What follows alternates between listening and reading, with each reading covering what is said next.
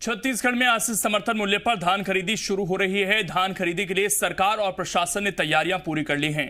धान बेचने के लिए प्रदेश भर में करीब 21.29 लाख किसानों ने रजिस्ट्रेशन करवाया है, जो कि पिछले 2 साल में करीब 6,38,000 बढ़ गया है। वहीं धान का रकबा भी बढ़कर 24.46 लाख हेक्टेयर से 27.59 लाख हेक्टेयर हो गया है। वहीं इस बार भूपेश सरकार ने धान खरीदी का टारगेट भी बढ़ा दिया है। सरकारी आंकड़ों के हिसाब से करीब 22,500 करोड़ रुपए में 90 लाख मीट्रिक टन धान खरीदी की जानी है।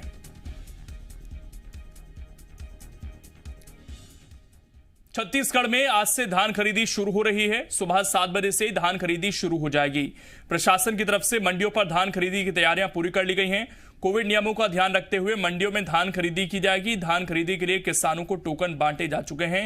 ये दुर्ग, महासमुंद, रायगढ़, पेंड्रा, जांजगीर चांपा की तस्वीरें हम आपको दिखा रहे हैं और कुछ जगहों पर बारदाना पहुंच चुका है और अब बस इंतजार किसानों का हो रहा है। किसान अपनी फसल लेकर आज से पहुंचना शुरू हो जाएंगे।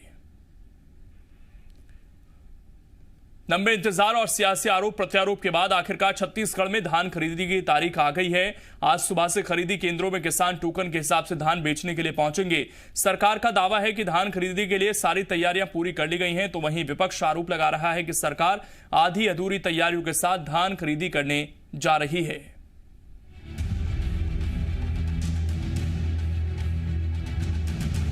किसानों की नाराजगी और सियासी घमासान के बाद आखिरकार छत्तीसगढ़ में धान की खरीदी की तारीख आ गई है। 1 दिसंबर से पूरे प्रदेश में कृषि उपज मंडियों में सरकार किसानों से धान खरीदेगी। सरकार का दावा है कि खरीदी के लिए पूरी तैयारियां हो चुकी हैं। किसानों को टोकन पहले ही बढ़ चुके हैं और कोरोना काल में सारी गाइडलाइन का पालन करते हुए धान की खरीदी की जाएगी। हमने प्राइमरी सोसाइटियों से बारदाने मंगाए हैं, हमने पीडीएस की दुकानों से बारदाने मंगाए हैं, हमने प्लास्टिक के बारदानों का भी उपयोग करने का निर्णय लिया है और इससे भी ज़्यादा हमने किसानों के भी पुराने बारदानों से धान की खरीदी करेंगे।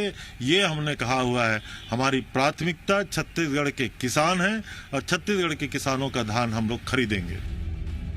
एक तरफ जहां सरकार का दावा है कि खरीदी के लिए तैयारियां पूरी कर ली गई हैं, तो दूसरी तरफ विपक्ष सरकार पर हमलावर है।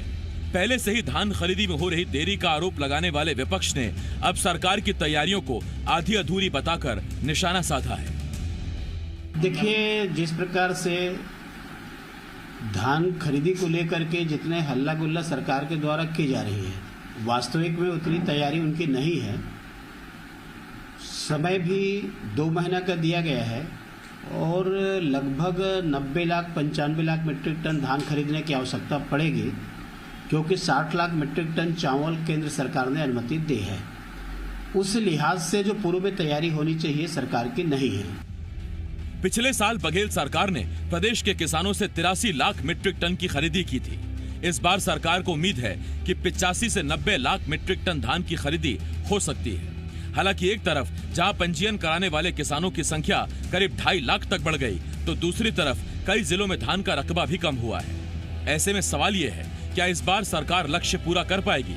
सवाल ये है, नई खरीदी तो शुरू होने जा रही है, लेकिन पिछली बार की बोनस की चौथी किश्त किसानों को कब मिलेगी?